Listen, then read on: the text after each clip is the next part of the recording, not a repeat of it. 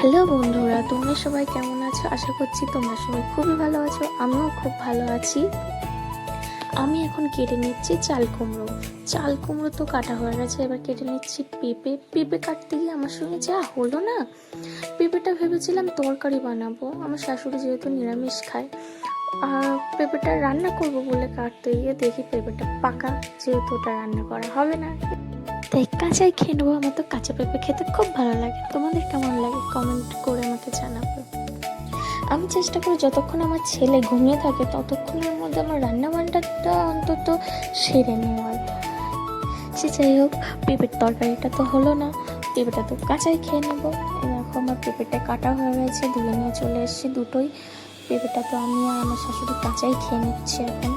আর শাশুড়ির জন্য শাশুড়ি মা বললো যে আমার জন্য একটা আলু ভাতে দিও, ওর জন্য মার জন্য একটা আলু ভাতে দিয়ে দিলাম। এই যে আমার ভাতও বসানো হয়ে গেছে, আলু সিদ্ধ ভাত কত ভালো হলো না, ইজি হয়ে গেল। ওটাই তরকারি বানাতে হতো।